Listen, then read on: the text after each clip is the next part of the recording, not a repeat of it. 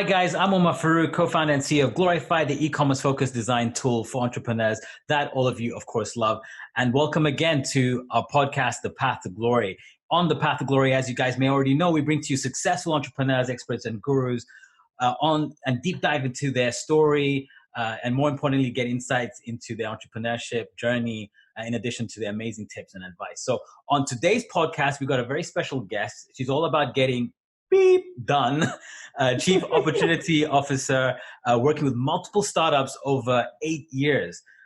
She's been helping them accelerate and get the support they need to hit that hockey stick effect. And she's personally actually even worked with the team at Glorify. So I'm really excited to bring her on this podcast. And so it's we've got some great stuff to share with you guys. And stay till the end because there's a little bit of a surprise that we've got waiting for you. And it's definitely going to be worth your time. Now, originally from the US, Jennifer Austin currently resides in Romania, co-founder of Risky Business, early stage investment platform, and Startup Catalyst. She's a key organizer of Startup Avalanche in Techsylvania, Romania. And currently she's working part-time in Roca X, an early stage investment and support company in Romania. Now, something I just want to quickly share with you guys as well is that, about 2 years, I think it's about a year ago, we were selected out of 500 applicants. We were honored to be selected to pitch at Startup Avalanche for our startup Glorify at that time. So this was before we launched. And so it was a very early time for us, a very nerve-wracking time for us to kind of get our startup to the growth stage that we want to get it towards. And we were just really humbled and honored that, the guys at Risky Business went through our application and they liked what they saw. We had an interview with Jennifer and her partner, Radu, and they flew us off into Romania. They gave us this amazing training session. The experience was just wonderful, something that I'll carry with me for the rest of my life. Leading up to the last day on the actual event day within Techsylvania, we were trained and basically nurtured and trained to actually pitch in front of a panel of judges. And this is a massive, not just a massive opportunity for the team at Glorify and for us as the founders, but also it opened up so many doors for people that actually saw the event, not necessarily the panel of judges, but everyone that was there. It just created a lot of opportunity for us. Now, without further ado, I want to introduce to you guys Jennifer Austin. Hey, Jennifer, how's it going? Great. How are you? And going back to that, you got an investment offer and you ended up saying no. What's with that? we like reversing the roles now. Yeah. Well, at that time, me and my partner, we wanted to raise a seed fund to kickstart Glorify, but we thought, hey, look, why not test the waters? It wouldn't be fair to us, our team, our product, and ourselves if we didn't actually put it out there and see what the product was made of, what it would do without that financial support. And it did great. We're here 12 months later, 20 plus person team on the way to launch a 2.0 version of Glorify. So, it's been great. And yeah, I'm so excited for that. Yeah, thank you. Thanks a lot, Jennifer. But, part of this as well, I truly believe the opportunities that you brought us as well is just, you've helped us along with that journey as well. So, it's been great. I'd like to now, let's reverse the roles back to yourself. Tell us a little bit about your journey. I mean, you're in Romania. What brought you from the US to Romania?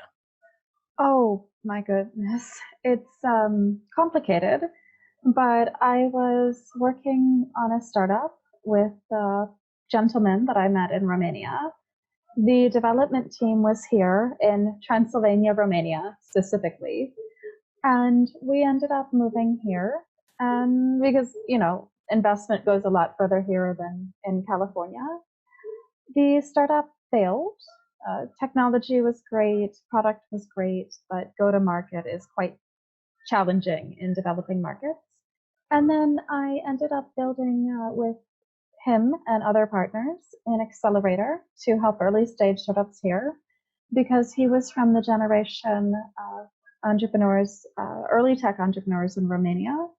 And there was very little infrastructure, a few opportunities here. And he decided that he wanted to stay in Romania instead of going back to San Francisco and doing the normal tech job thing to actually build opportunities here. In the meantime, we went from just being business partners to falling in love. So it was a pretty, let's say, synergistic collaboration. Boy meets girl. It's the same old story within this. I guess it's slightly different in this type of circle.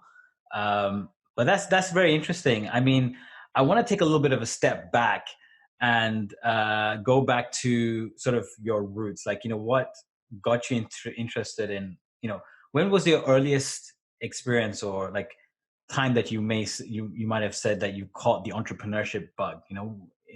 What led you in this kind of path? Oh, so well, that's a very complicated question. I come from pretty humble roots. I'm actually a first generation college graduate. In fact, most people from my family didn't get a chance to graduate high school. So when I was young, I was just dreaming of going to college in the way that some children dream of going to the moon or Disneyland. I didn't really know how to make it happen. I did, but in America, college is so expensive, and my scholarship only covered tuition. Room and board was like 15,000 a year. And the college town that I was in, it was very hard to find work as a student. I ended up having to drop out. I took a few jobs. I was taking classes whenever I could. And there was even a time that I was sleeping in my car to be able to afford tuition.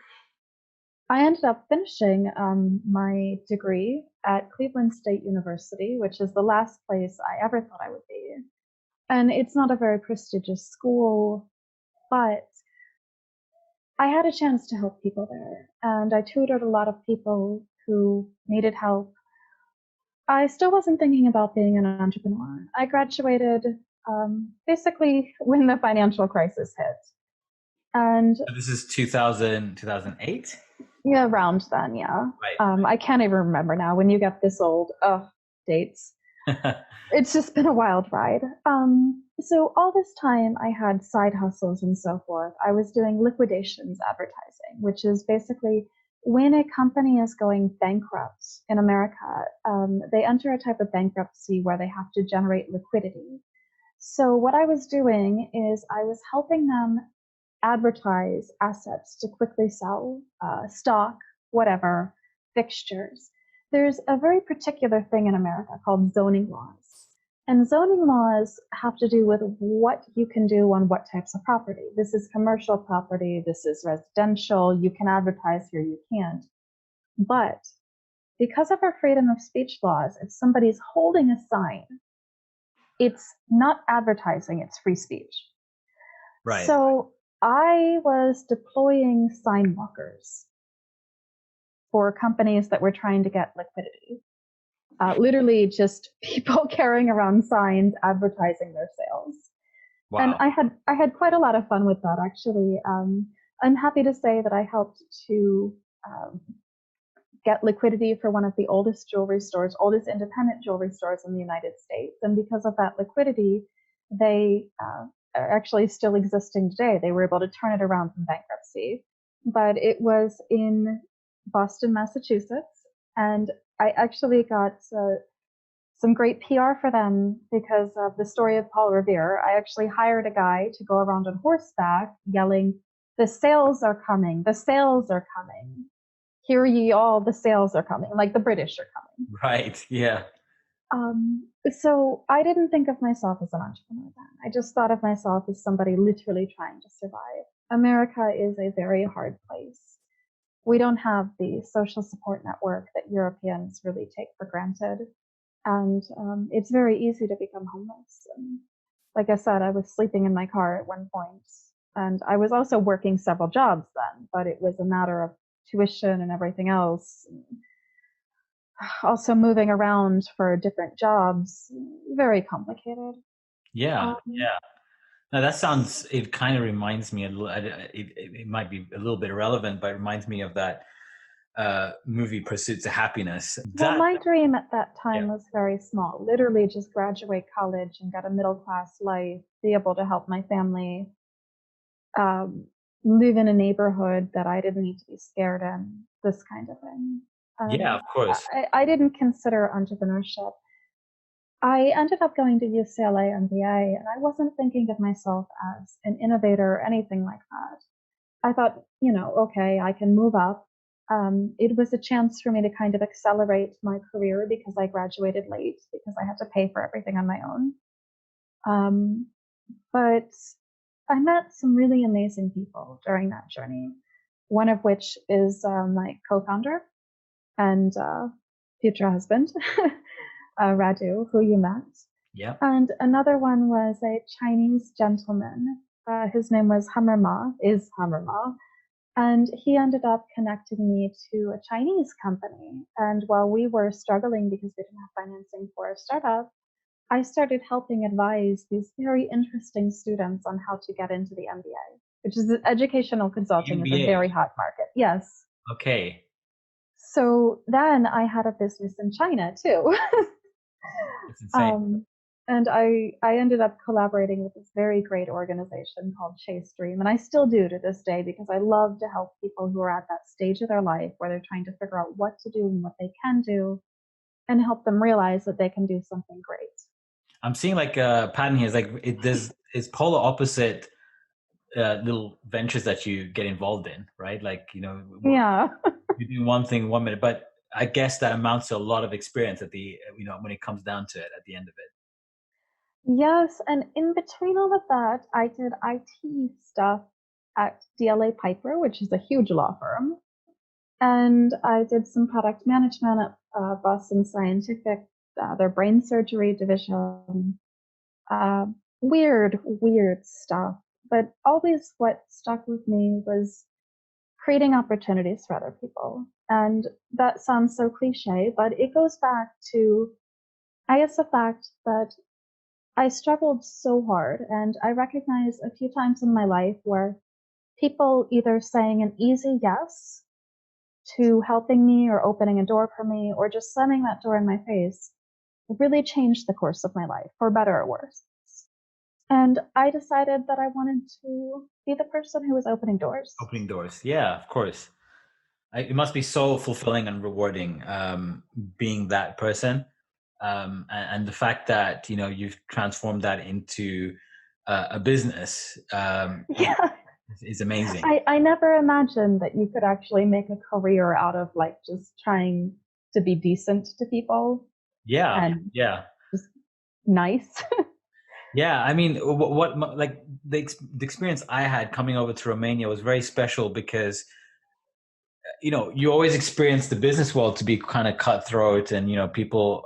It's very hard to get people's time and input, and unless you part with a certain amount of money or whatever the case it is, there's always a sense of I scratch your back, you scratch mine, or vice versa, where with the value I got from coming to Techsylvania was just pure one-sided. You just gave us so much value, which was and it just was impressive that you guys managed to create a business model around that, where I think the majority of the startups that come there obviously won't necessarily get endorsed, but they walk away having all this experience on how to pitch, how to engage with an audience, how to refine your pitch, and what to say, what not to say, to the judges, and the follow up and all that kind of stuff, which is awesome. I thought it was great, and me being a creative person with none of this stuff, like I have no knowledge on how to talk business. Like I create stuff. I'm an artist as or a designer. I'm a creative fairy. So it's a bit of a learning curve to come onto sort of the business side. Luckily, I've got a partner to help me with that. So There is a business angle to this. And you're right, the business world is cutthroat and it can be awful and hard. And I can be hard, I can do that stuff when it's necessary. I've got a story about that, you being hard on us, but I'll leave that a bit later in the discussion. But yeah. But there is a business sense to it when you are willing to take the time to engage with early stage potential, whether that is talent, if you're, let's say, a recruiter or a mentor or a startup from an investment perspective, you build a relationship and you get to see the startups and the people as they evolve. You have a sense for when you can put in resources. You have a relationship of trust. So there is a business model for actually being a decent a nice person and helping each other out. Because when you share uh, opportunities, when you share challenges, you end up sharing success. Yeah, yeah, makes So sense. it doesn't. I'm not saying we're gonna have like I don't know, um, sing kumbaya and so forth, No, but absolutely. No, I totally get it. It's not a charity, is it? But regardless, because the business model thrives on having, a range of selecting, handpicking a range of startups.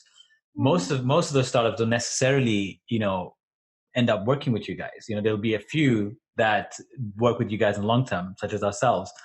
Well, So there's a lot of people that walk away we with a lot of value, which and so I think it's just amazing that business model that mm, actually exists is totally cool. well just the mentality on this, I guess it's more American, and we're lucky because we have sponsors for the event, like Roca X and Arabs that contribute to making the program happen. But there are so many programs that are just dedicated to, let's say, the barriers to entry are quite low. We wanted this to be more elite. And yes, we can't support every startup that applies. We have to be very selective. But that's the idea, to add a lot of value to people and startups that we really think are on the cusp of something. And I think we have a very good track record of picking right. Yeah, I mean, would you mind sharing with some of the startups that you've had the opportunity to work with? Oh, goodness. So you mean an avalanche? Yeah, Avalanche would be great, but even generally would be cool. So So there's One-to-One Tribe, which I'm very excited about. We ended up investing in that one. And the founders include a Netflix star, the former CEO of a huge fitness chain, and a very prominent wellness influencer. And this startup actually came to us very much at idea stage. And we helped them define the product. And now they recently launched, and they're to about $25,000 revenue a month after 3 months being that's amazing. launched, which is pretty good. Patch AI, which actually won last year that Yeah, yeah, um, they are onboarding more clients, and this is a startup in clinical clinical trials. trials, Yeah, that's right. helping them to be more humane and also collect more data to be able to analyze better the results. Yeah, the timing on that one is insane. Like for current situation, but I haven't actually caught up with him.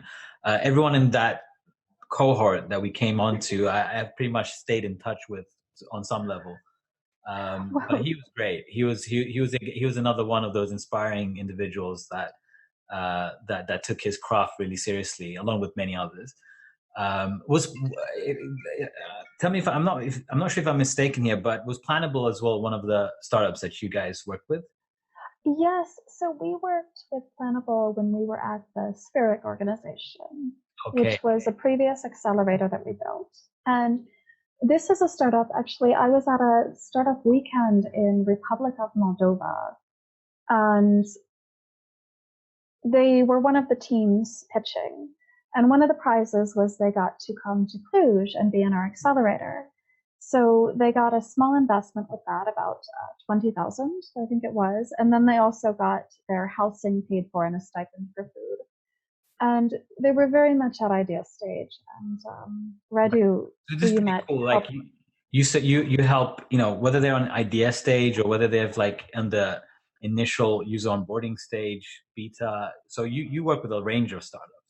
Not necessarily a specific stage, perhaps, or Yes, yes. And you know, we we started building these organizations to support startups in Romania 7 years ago, starting with Spheric, which was kind of a nonprofit accelerator, and then we moved more into the investment side to address that gap in the market, focusing on educating investors and startups, bringing them together.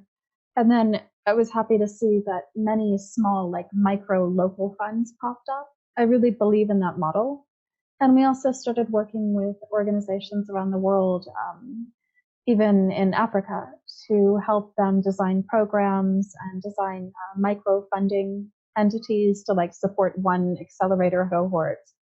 Yeah. And yeah, and so now the big challenge in Romania is that we have accelerators, many of them now. They pop up like mushrooms. Um, and of course, there are good sides of that and bad. Yeah. And then we have plenty of money because there's EIF funding and two funds, and then Roca is a private fund which can invest all around Europe. And now there is a lack of support for scale ups and later stage startups. So there aren't really any programs to address that need. And this is pretty common around Europe because most of the programs are geared towards, let's say, more novice founders, earlier stage, and that's a little bit easier. You don't need such an advanced skill set to add value to those startups in some way or another. Although if you want to do it really well, you do. Yeah, of course. But then when you start to get to the stage when you're approaching $1 million in revenue a month or a year, then it's quite harder to add value and help to get that startup to 2 million and 5 million. So I would hope this would be the next evolution of, let's say, support structures for this region. In the West Central Europe area, right? Yes. Yeah, but I think even in Western Europe, perhaps. Yeah, absolutely. I've got a really interesting sort of snapshot or little insight of sort of the world that you live in. I want to kind of understand, because on the path to glory, we'd love to hear about how individuals got to the point where they are now. So you left us back in, when you were in US and you found those opportunities, and you started the Chinese business. Was it training NBA students to be accepted at the NBA? So yeah, if you could follow up from then, like what led you to the world that you're in right now? I'd love to hear about how you got to where you are now. Going back to China, I did some clients on my own, and then I partnered up with this great organization, and because they do the client management and the marketing, I work with them exclusively now, and that's called Chase Dream because they're helping people chase a dream, and I think that's a very powerful imagery. And in that, I still do that today. I love it, and I get to work with people from another part of the world. And a lot of them really want to do startups in the long term or leave their mark on high tech. I'm working with a very inspiring young woman who wants to transition from investment bank to social impact investing. So that's immensely fulfilling. So we were back in the US, and I started doing this to be able to afford to, eat. It's a good thing. And so Gotta eat. then the startup got investment, and because the development team was in Transylvania, we moved here, as I mentioned. It ended up failing, and at the same time, it fed you for at least a couple of months. yeah, the startup ended up failing, but that's okay. Yeah. It was a learning experience. And goodness, we started building an accelerator, and we learned a lot. Honestly, I was there Googling what is an accelerator. Right. And This is with zero experience. You had to do it from scratch. So what happened is I was asked to go to a meeting with some people by a friend, and I thought, and I knew it was something about startups, and I thought it was like an interview, a customer interview, like what do startups need, and then they like offer me a job. But obviously, because it's Romania, it doesn't really pay anything, and I ended up being a volunteer for 3 years. But the Chinese activities were going quite well, and that was able to pay for expenses. And then I was doing other consulting, so it was fine. So Radu as well and Bogdan, who you met, they were volunteers at Spirit, getting that off the ground, because an organization like that can't really afford salaries, and that's fine, because this entire crew, they're entrepreneurs from the early generation of tech entrepreneurs in Romania, where, outsourcing companies were going around offering like to invest in your startup for 10,000 euros for 51% of the equity and this kind of stuff. So for them, it was a very important mission. And so we built that up, and, in the early days, like after I realized that somehow I ended up with the kind of an unpaid job, whatever happens sometimes. Yeah, I was there Google searching, what does an accelerator do? And in the meantime, I hired this very amazing young woman. Her name was Mara, Anna Maria Bouger, who you met. And the reason I hired her is because she's the only one who contradicted me in the interview. And I have this trick, and I hope future interviewees don't listen to this, but I always look for something on the resume, like something that I'll say wrong, that based on the person's resume, they should know is wrong. And if they don't contradict me, it means they either are lying about their credentials or exaggerating, or they're yes men. And I don't need either one of those. Yeah.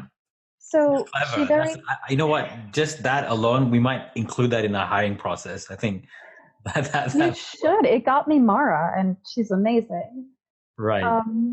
So she was the only one who contradicted me, and she came on board. And I mean, you met her and you saw how impressive. Yeah, she's excellent. She is. Yeah, definitely.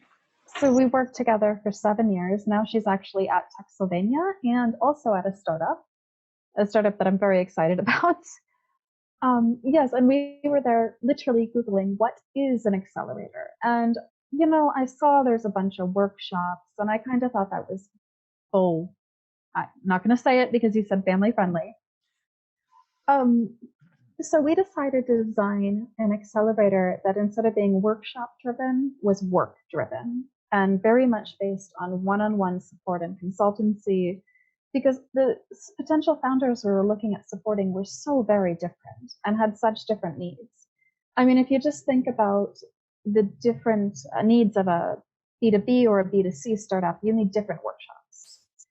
And I didn't want to select based on what was convenient for some curriculum. I wanted to select based on the potential of the founders, not even what they had at the time. And it worked out well. I mean, we got startups to Techstars, we got startups with investment offers from very prominent investment organizations. We even got one from idea to exit in 2 years. That's amazing. Yeah. Yeah, that's incredible. That's one of the visions we initially had is to exit.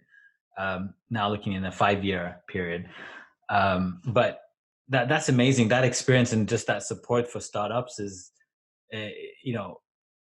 it's just invaluable. I'd like to actually kind of dive into that a little bit about your selection process for the startups, because obviously you get tons of applicants coming through. Like, how do you refine your ability to, choose the right startups that fit with your programs? Well, basically, application analysis might take anywhere from 5 minutes to 2 hours. And that's saying quite a lot, because I think you remember our application wasn't very complex. Yeah, it was quite straightforward. Yeah. But we actually put a lot of research into the markets and competition, your problem analysis, this kind of thing. So it is also very much based on how founders present themselves. The feel, like, are these people who are going to take an opportunity and blow it up and make it big? If they're at this event, are they really going to be hustling and, trying to meet with everybody possible? But it's also, it is kind of a program. So we do look at dynamics. And, I think you saw that the people that you met were different maybe than you might have met at other events. Yeah, Um, it was very special. Like first of all, it ranged between a variety of industries. My expectations when I came to Techsylvania for those initial sort of training days that you brought us into to the offices to get sharpened up on our pitches. That's where I met everyone, and I was just shocked to find out. Firstly, a lot of people were like, I had this expectation that everyone was into some form of digital technology, like software, and that's just my naivety there playing a part. But to then see those, people in sort of physical tech and even food technology was just yeah. mind blowing. And looking, I felt really, honestly, coming into that space, I felt really small. I said, like my, like my whole persona just kind of like I shrank into this little midget. Well, that was not what we intended for you to feel. No, I mean, I felt that way because I felt I was amongst a lot of people that had amazing products and amazing offerings and stuff. So, and what they were building felt a lot more substantial than what I had. But, soon after working with the leaders within the space, yourself, Radu, and everyone else that was there, gave us so much encouragement. And it's like, it's a good balance between a reality check and encouragement and positivity, all those little important nuances, being really self-aware, having that self-awareness for when we actually approach the real day. And I think that's the massive the massive breakthrough that I had was in that space. I became really self-aware. I became also a lot more confident about my product and amongst everyone else in that space. And plus the connections and the networking that was built there was just very special as well.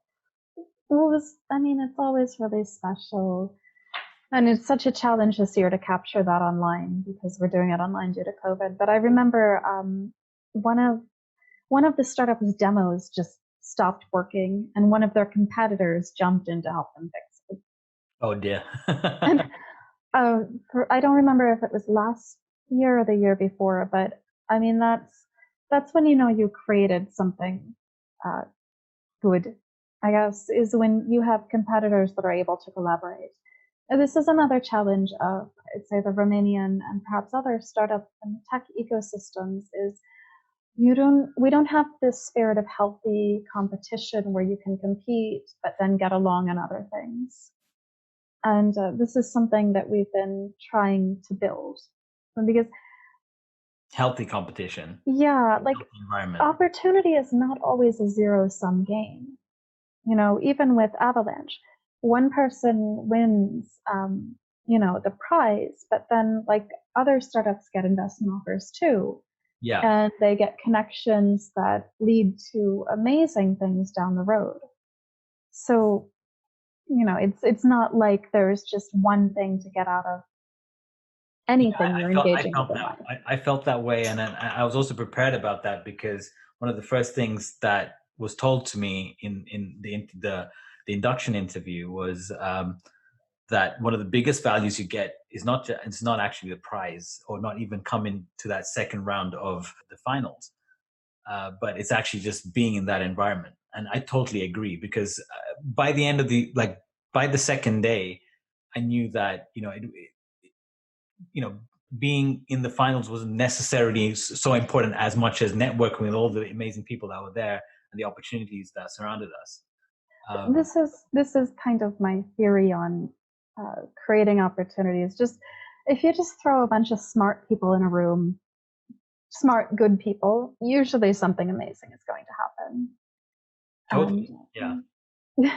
It sounds chaotic, and a lot of times people, they're unsure, and I'm like, okay, just give me a day, you'll see. Yeah.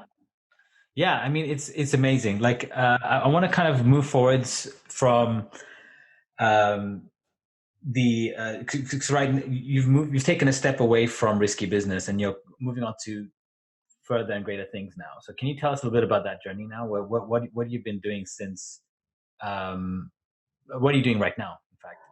Well, risky business still exists. We're pretty much fully invested. But we're still creating opportunities. We have a technology transfer accelerator, which is a first in Romania. What we're trying to do is bring together researchers and students with private industry to commercialize research. This is a big problem in Europe. It is not just that universities aren't able to capitalize on their research, it's also that because there's not that feedback loop, they're often not applying their talents for things that are going to move us forward as humanity. So that's something very important to me, and I've also been working on a tech platform in that. Right. And goodness, well, trying to survive COVID. I'm just kind of dumbfounded at how what your schedule might potentially look like. Is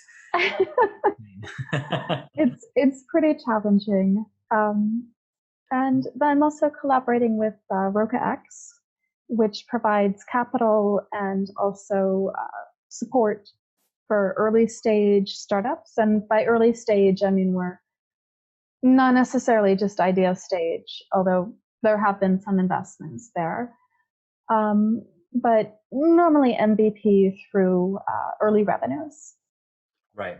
I've got some quick fire questions for you, Jennifer. So I mean, Sure. it's been really interesting. I think a lot of people in our audience and community, like myself last year, would be quite new to this whole environment, this whole this world that you live in. And I guess a lot of startup entrepreneurs that don't know where to build those relationships, those networks, and how to even go and prepare your idea so that it's ready to be presented to a platform like yours, to potentially be considered as an opportunity to be pitched at an event or presented at a panel of judges. Well, What are like some of the, if you can give us maybe 3 or more key things that an entrepreneur should consider before presenting his product to an accelerator like you guys? well, that's a bit hard to say. I would say really understand, believe, and believe in the strengths of your team. Be able to sell that convincingly about why your team is not just great, but the right one to solve this problem. Okay, so this is a bit of a curveball for me because you're when I came into this environment, I thought it was about the product. Like I was giving a lot Products of can love be and attention to the product. fixed. Right. Products can be fixed. Teams are harder to fix. Um, your product, how many times has it evolved since we met? Yeah. Too many times. So, Counts. products are the next step.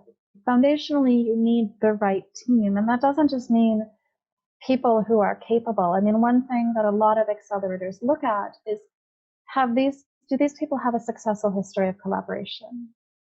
Because it's so easy for teams to break up. I think it's 65% of startups break up due to founder conflicts. That's insane. I didn't know that statistic existed. That's crazy. Yeah. And I don't recall if that's in the first year or overall, but I'm going to send some handmade cupcakes to my partner tomorrow, I think. Just in case. No, we have a great relationship, but yeah, I mean, I guess that happens. Yeah. And in understanding of your market and the problem that you're trying to solve, because again, products will evolve, products will change. That's very normal, and they should. As you get to know more, as you test your product, see, how people are reacting to it, how people are using it, but really have an intimate knowledge about that market. Like, if you're, let's say, I don't know, a lawyer, maybe a creative design startup is not the right one for you, but you could really succeed if you were doing something in the legal field, this kind of thing. For me, I was really able to recognize the potential of Patch AI because I worked in the medical field quite a while. And I could also see that this was a team that really understood what they were trying to do because the founder had a nursing background. And your team, like you will developing a product to solve a problem that you had yourself. Yeah. Yeah. So, this understanding of the market, not just from a theoretical MBA style point of view with business model canvases and this bullshit. So, sorry. That's okay. You can bleep it.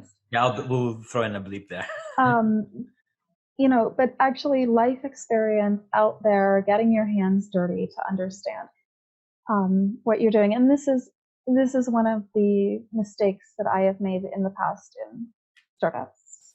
And it's a very easy mistake to make. Just thinking that because there is a problem where you can make something, that's the right thing for you to make, because we're all going to die. Sorry to bring it down a notch, but it's good. It's good to have that reality check. So you want to spend your time effectively. And my colleagues and I have a list, and gosh, it's at like 200 lines now of problems we've identified and potential solutions we could build. And we're actually thinking about launching a platform, steal this idea, so that people can just go and see if there's anything on that list that they have the qualifications to build and do it. But, we're going through that list and we're thinking, okay, how much life do we have left? Which are the priorities based on the impact here? And also, like, are we the team to do this? Yeah, I mean, this is really interesting, because if I was to sum up what you said in terms of, again, for our audience there, for people who are trying to launch their business or start or build the product, what you threw at us was quite interesting, because usually what we usually preach is, focus on building a product that solves a particular problem. But you started off with team, and that's very interesting. And I couldn't agree more, to be honest, because teamwork makes the dream work. I mean, you see, everyone's watched Avengers, right? Yeah. and stuff really tends to happen. I mean, they made time reverse so they can rescue their friends. So I actually have a time travel startup. Really? That's insane. This is a funny story. When I first started in this startup opportunity making sphere, I wanted to evaluate the other competitions and events and accelerators in Europe. So I made a fake startup, and I wanted to see how many things I could get accepted to. And it's called Neutrino Share, and it's Airbnb for time machines. Wow. Okay, that's bizarre. Yeah, and it turns out I ended up getting accepted and invited to a number of pitching competitions. And this actually has an active profile on F6S. You can look it up, Neutrino Share. We make the world a better place by remaking it. That is insane. That's insane. The concept is really, really bizarre, but we'll have to take a look at that. The second point you drove home, which was basically, getting, entrepreneurs should, I think this is a given, which is you should be solving a real problem. But I think a lot of people tend to, replicate something else that someone else has already done, or, solely looking for monetary interest rather than actually solving or cracking a real problem that people that they could potentially create impact in people's lives. And something interesting that you also said is having depth in that expertise or problem, right? So like you said, the Patch AI person, he had specific interest in the medical field. He's a medical professional himself, and he built this application. And same for us at Glorify. Myself, I'm a digital designer. My partner's in e-commerce. Perfect match. We build an e-commerce design tool. So that makes total sense. Jennifer, I want to go to sort of the next phase. So imagine if again in our audience, people who have gone past the phase of actually building a product that fits all the criteria you mentioned. They've got the team, they solve the real problem, they have depth in that problem. What would you say is the next step to now get that product on steroids? Now, everyone's looking for funding, and it's not easy. They don't know where to start the conversations. People are just dancing around on LinkedIn and hoping someone might bite. But we need some practical steps. I mean, even us as a team would love to know this as well. From your expertise, like, how does a startup get the funds to actually grow after it's got a product that has potential? Well, that is a damn fine question. And it varies from market to market. In terms of reaching out to VCs, it's really important to look at, and this is very old, repeated advice, really understand what they've invested in. So you kind of have to do a portfolio analysis. Have they invested in anything in our industry or vertical? What stage are they investing in? What is the ticket size? This kind of thing. And it's, it's very much, some investors are very numbers driven, which is very challenging at this early stage. So they want to see that week over week growth. And, that can vary a lot in the early stages because you're testing different marketing methods. I don't know if you had this experience of having like declines in revenue and then a huge jump week to week. Yeah, of course. Yeah, that tends to happen. Yeah, so you really want to try and smooth that out. Make it just, even if it's a more modest growth week to week, make it look smooth. Investors like smooth lines, steep lines, but smooth lines. Right. Because then they see all these dips and they're wondering what happens when they invest. Yeah, it makes sense. Yeah. So, and also just prepare for rejection and don't let it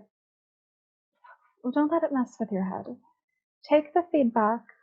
Sometimes it's better to approach, like not directly say that you're looking for money, but if there's a way to approach them looking for advice, most people like to give advice, and that's a pretty good in. I mean, warm intros, relationships very much matter at this stage, because you don't really have the metrics to prove that you have something great yet. It's still speculation. I mean, this isn't like Series B or, stock buying. And this goes back to making sure that you're solving a problem you care about, because it's going to be hard and it's going to be horrible and you're going to have some horrible interactions. Some investors are quite arrogant and they'll make you feel like you're nothing and like what you're doing is nothing. I'm sure we've all had that experience. I have, and I decided that I never wanted to be a person like that or an investor like that. Yeah. And I sincerely hope that I have never made anybody feel like that. Yeah, absolutely. So if you aren't really passionate about the problem you're trying to solve, it's easy to get discouraged and just give up or get into a bad state of mind. Be persistent. Investors get a lot of pitches. Even, when they want the pitch, sometimes it's very hard to make the time to analyze everything. You know this. So you have to keep on politely nudging them, and also kind of read between the lines. At least in America, investors will rarely say no. They'll say, oh, not yet. Also realize that investors are very opportunistic and there's a lot of FOMO, fear of missing out. So a common attitude is, let's see if anybody else puts the money in.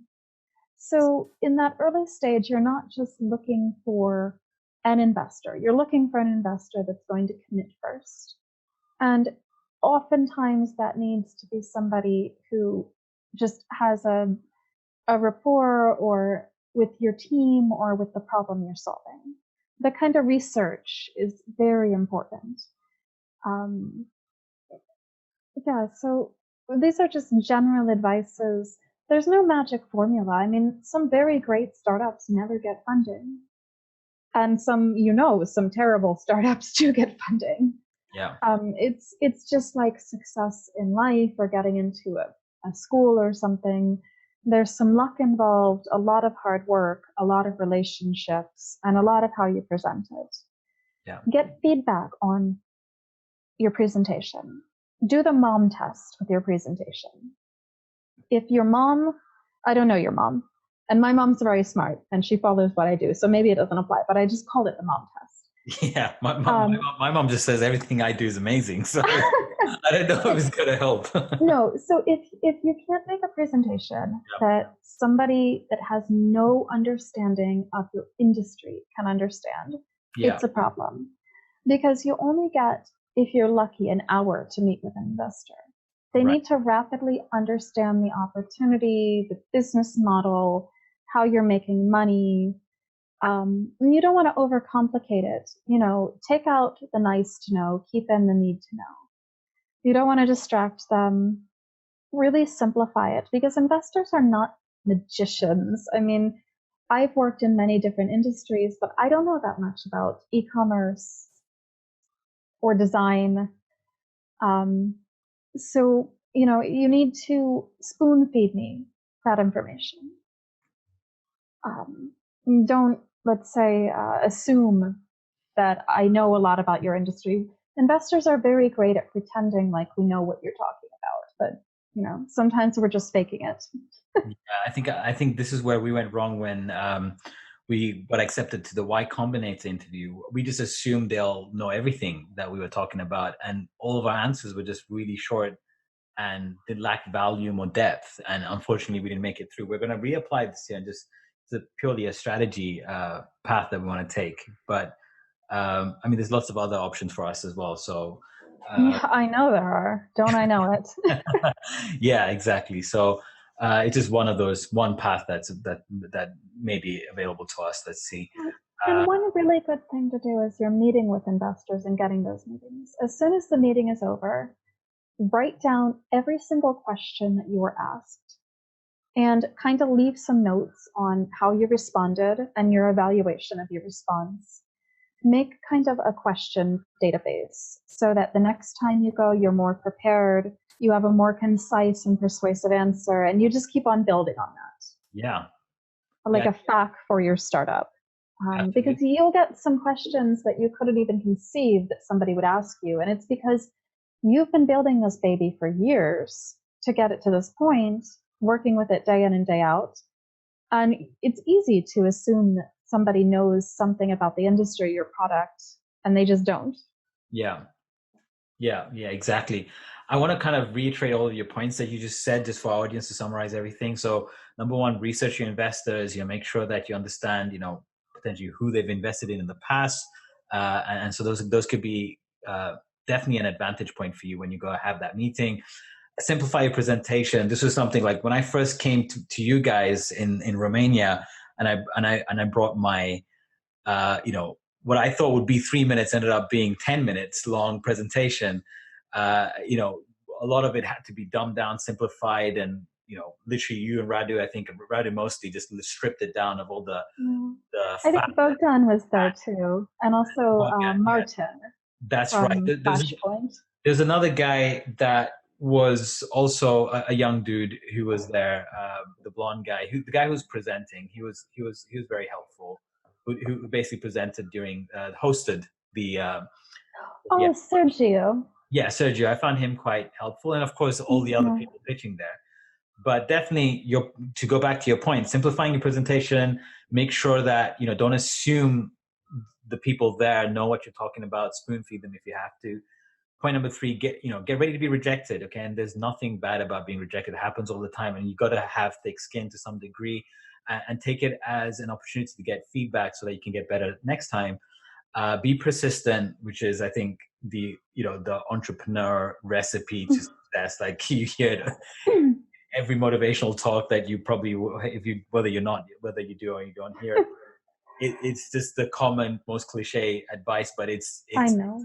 But when I say persistent, I don't just mean harassing. I mean like organized persistence. Make a list of everybody you're going to contact, the connections you have to them, get warm intros where you can, keep track of when you sent emails, when you should follow up. Is basically create a CRM for this thing, even if it's just in an Excel. Actually. Yeah, so you're not just just poking a person over and over again until they say yes, but actually you're creating a strategy and a plan to get to your goal. If you get, let's say you're raising 1.3 million and you get 300K of it in. Yeah. You email every single person, every single investor that you met with very politely, just to let them know that this fund has committed. Right. Yeah. I think that's a great version. Of course. Make sure that you represent it properly, because if you say it's a firm commitment and it's not, you're going to look really bad. And I've seen startups do that. Yeah. So it's almost like social proof in a sense. Yeah. Unfortunately. Yeah. But we also got the other point. So it's point 5 and 6 that you mentioned, read between the lines, which is very interesting. That I guess you got to be very aware in those meetings. Like you got to sense you need to have a little bit of a sixth sense, what's happening in their minds potentially, and what are they really saying. Maybe, maybe they're just saying that, hey, it's not necessary rejection. It's just that they want to play a game here. They may probably want to wait until you get your first round. They're not just ready yet. Or And so I think that's very definitely valuable. if And you have my partner's actually really good at that. Like, he'll be at a meeting, and then after the meeting, I'll feel like, hey, that was a total reject. We totally rejected that. And he'd be like, no, he's interested. He's just not, he just wants to kind of, eyeball us a little bit longer. Yeah, and this is a really good approach if you have somebody on the team that can, I'm not saying, so in the pitch, you want to have a lead talker, right? That's normally the CEO. Yeah. The other people should contribute when they're tapped or when they need to, but it's really good to have somebody who's just watching and mentally assessing what's going on, because there's so much going on in these meetings. It's a lot to process. And if you have somebody doing that who can pick up on body language and facial expressions and intonation, these kind of things, you'll understand what's going on a lot better. Yeah, totally makes sense. And the sixth point is basically obviously, again, I think fewer people do this than not, and that's take notes after your engagement. I think it's a very obvious one, but I personally don't do it enough, and so I think it's definitely an important point to take home. Jennifer, I want to kind of lead to closing out the session. Okay, two more points, though. Yeah, I just thought of. Yeah, please go. Just be aware that everything that you say in a pitch is subject to verification and a due diligence. And if you materially misrepresent something and it comes out during a due diligence, there can be some liability, although normally at an early stage startup, that's not pursued because there are costs to a due diligence. But also it just burns your relationship. And also do due diligence on your investors. I know that sometimes in Europe, especially, getting a yes from an investor, that seems like the win. But you really want to make sure that it's a credible investor, especially when you're dealing with angels. They can do some pretty nasty things sometimes. It's very rare, but we've dealt with it here in Romania with a particular angel investor, a devil, as I like to call him. So you really want to just follow up with some of their previous investments, feel the waters, and also if it's a fund that's promising a lot of strategic support, actually see if they follow through on that. Those should be the final 2 points, although I'll probably think of more later. Yeah, of course. I think it's an endless stream of advice, but already just the value bites that you've given us in this one conversation is plenty for our audience to take home and actually apply. Especially this whole investor thing, that you can get the wrong investor. I haven't experienced this for my own business, but a business that I previously worked with, a startup, unfortunately had, you said the word devil. I would call him demon devil. I don't know. It's like undescribable, but this particular investor just totally destroyed the business, and you can have that. It was on a trajectory to becoming a potentially $1 billion company. That was the trajectory it was moving to, because it had a very a loyal audience. And however, this investor came and destroyed it, and that can happen. Jennifer, I want to kind of move towards closing this conversation. It's been a really special session. I think different to most of our conversations that we've had on the Path to Glory podcast, not only just because of your journey that you've taken to get to where you are now, which is really inspiring, but also, the knowledge that it requires to actually take your business to that next level, to get it to that stage where, if you want to take it on that path to get it, put it on, apply to an accelerator or get investment. I think a lot of entrepreneurs get stuck there. Honestly speaking, they don't know where to start. And so there alone, I think this conversation is going to really, really help them a lot. On behalf of the entire Glorify community, thanks a lot for being here with us. Just to close off this session, we want to announce that this is a massive surprise to everyone in the Glorify community. That's right. Everyone within the Glorify community, if you're a user, if you're on the free plan, if you're within the community and you still have it, if you're still on the fence, or if you're part of our newsletter, in fact, you'll be getting an exciting gift in your inbox. And Jennifer, do you want to tell everyone what that is? Sure. So I think most of us can say for sure this year has been pretty hellish. And while Techsylvania is normally in person, this year it's going to be online. And instead of feeling bad about that, we decided to turn it into an opportunity to engage people who normally couldn't get to Transylvania.